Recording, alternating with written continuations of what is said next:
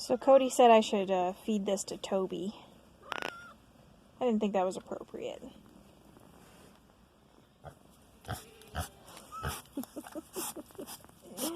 He would have ate it though. He eats anything. Welcome back to Sutton Hobby Farm, guys. It's been a couple days since I made an actual video. We're having some technical difficulties. Got a new GoPro. It's super cool, awesome. I can't use it right now, so had to get a new computer. So I think Thursday that comes in, and then I get to start a whole new learning experience. So that's gonna be fun. But until then, I guess sticking with the phone for videos. So here we are.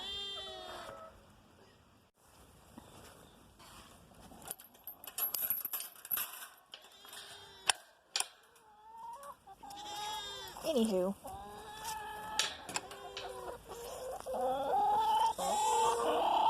today we're going to talk about chickies. No, you're not a chickie.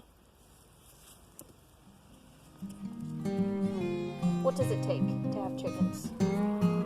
What do you need? You're not a chickie either.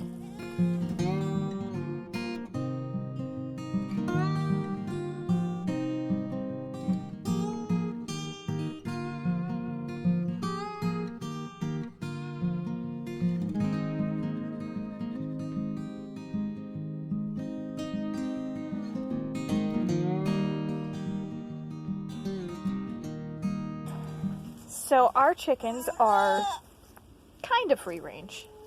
Not really. But they get to come out every morning and they get the entire inside of this pasture, which is pretty big. Way bigger than they need. So they get the full run of this pasture. Oh, Fancy was about to faint. She was really stiff for a second there. Sorry, got distracted. They go in at night, obviously. Well, most of them. Where's the goofball? Yeah, the little Wyandotte over there. She's not real smart. She doesn't go in at night. But they stay out here during the day, and then in the evening, they come over to this little hole, and they go down into this tunnel, which goes all the way back to their coop, which is way back there. Here's a shot from outside of it. See this tunnel here? It goes right into their coop, all the way across the ground and out to that little hole there, which leads to the pasture. So there's a door here, which closes, so they can be closed in at night and nothing can get to them as easily if I remember to close it. Sometimes I don't remember.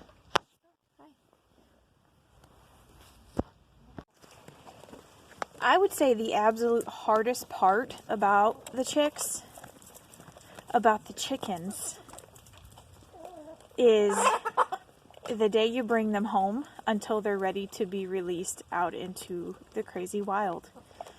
I absolutely hate raising chicks. It is so much work. I mean, you got to make sure the heat lamps are good. You got to make sure their food is filled like every few hours. Their water cleaned out. Their bedding cleaned out. It is just so much work. So that's probably the hardest part, is raising the chicks to, at least juveniles. So that's the rough part for me anyways. Especially when you already have a flock established. Like each spring when we grab new ones, we usually only grab about 6-ish. So once they're ready to come out, we can't put them out with the bigger hens until they're big enough to kind of defend themselves. Because the big hens, they will kill them if they're too small still. So keep that in mind if you're bringing up little ones and then planning to put them with your older hens.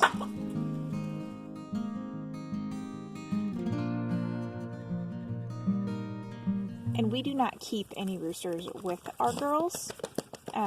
You don't need a rooster. there's zero reason to have a rooster unless you're actually trying to breed and hatch out chicks yourself. We have roosters just simply because they were accidental, but anytime we get a rooster in with our girls, I end up having to get rid of it because they usually beat up our girls, and I'm not a fan of that, so.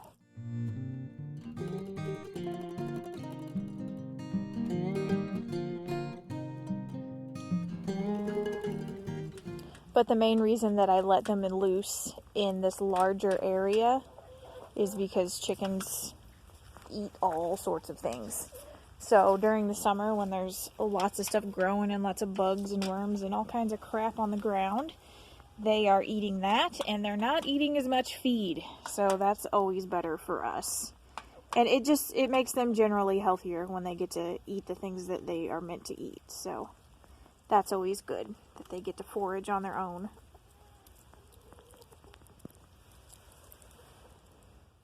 So, letting the chickens out in a large area like this is better for them, for their health. It's better for us for a feed bill. That's the good stuff about it. But there's a lot of bad. So, if you let them out in a big open area, Fancy is fainting again because she almost fell and it scared her.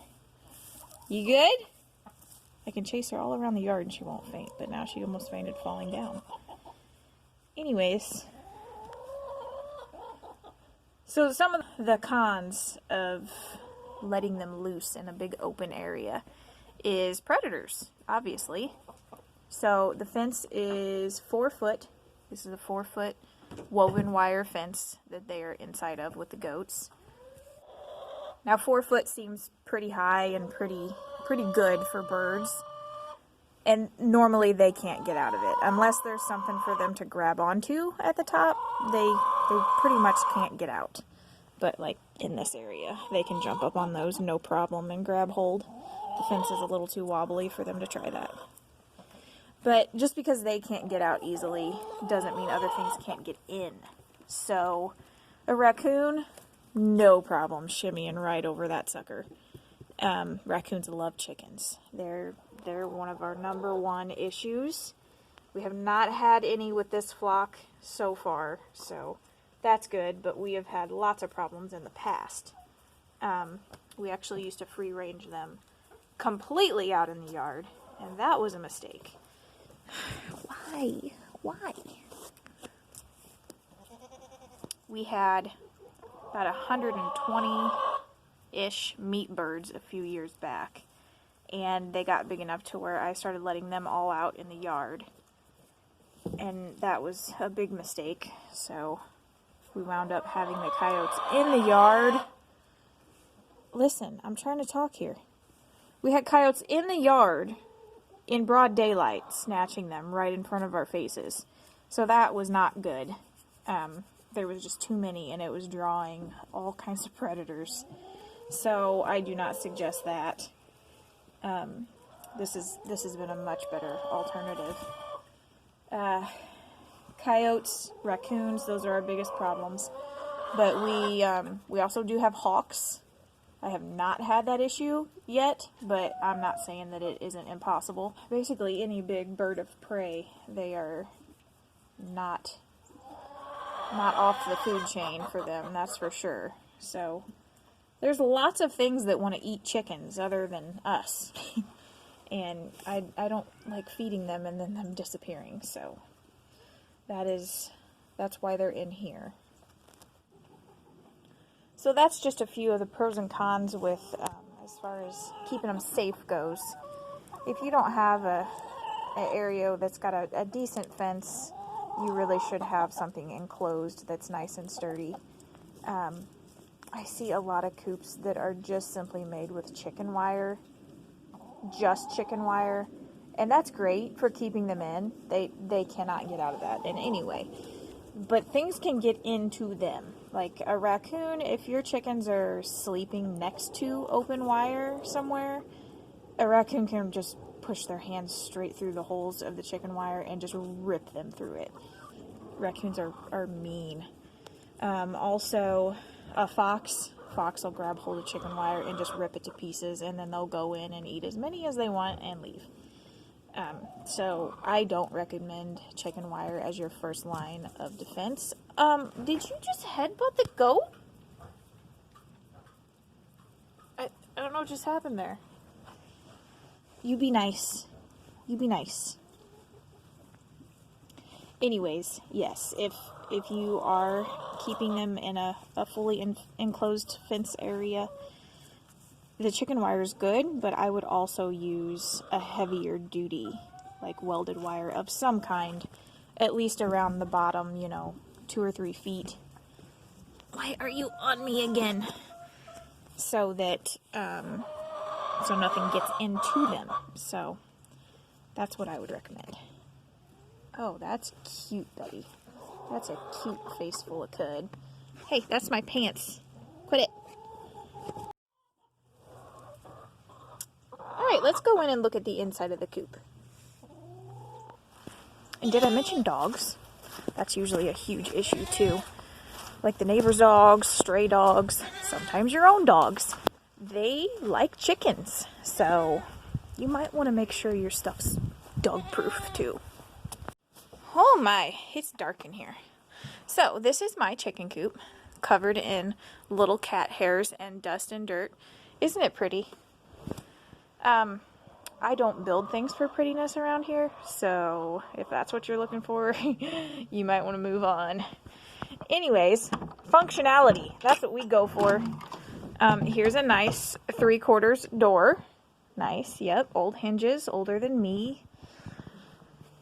So my coop is big enough for me to come inside and walk around because I don't like to squeeze my butt into tiny little things. So here's the inside view of that tunnel that comes from out in the pasture.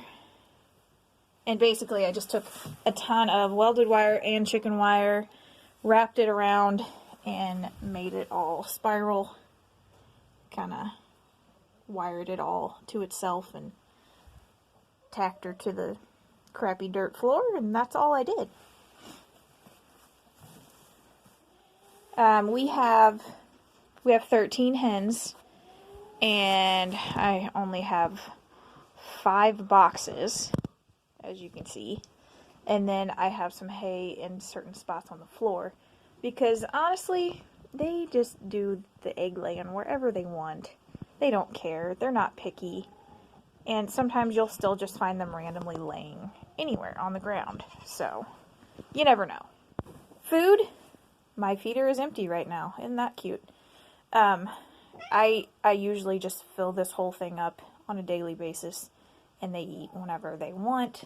I don't care how much they eat, because I want eggs. Now, some birds like to get up super high, which is what some of these are for. I have a couple that prefer to sit right above the door and poop on your head when you walk in.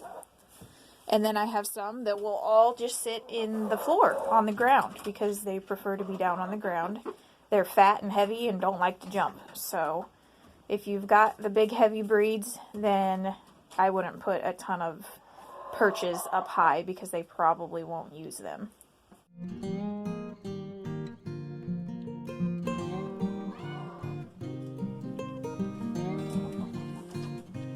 There's a lot of poo here. I should probably clean that up. If you can see it.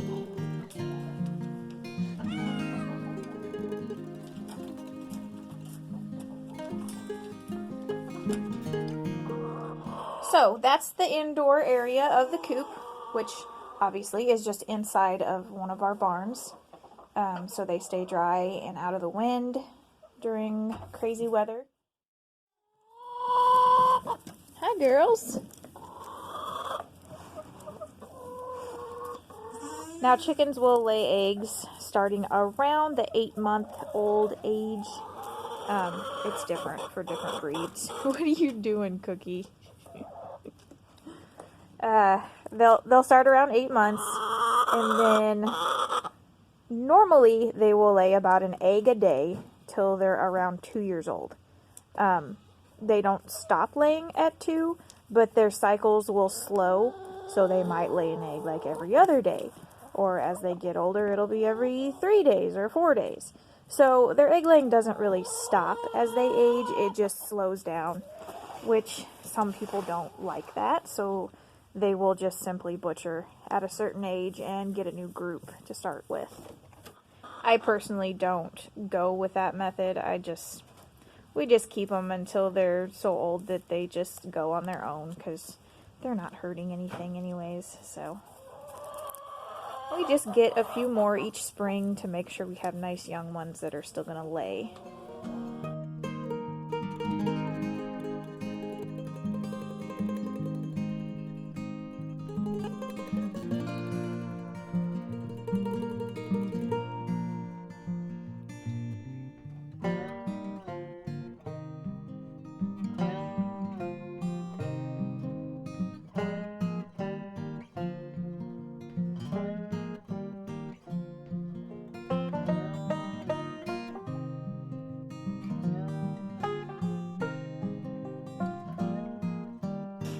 So that's just my point of view on how we do things around here with our birds. Everybody's got their own opinion about it, and I guess there's no real wrong way to do it, so you do whatever you like, and as long as your birds are happy and you're happy, then it's all good. But I don't think they're hard. I think they're one of the easier things on our farm. They do smell a little bit, but that's okay. So, hope you enjoyed the video. See you next time.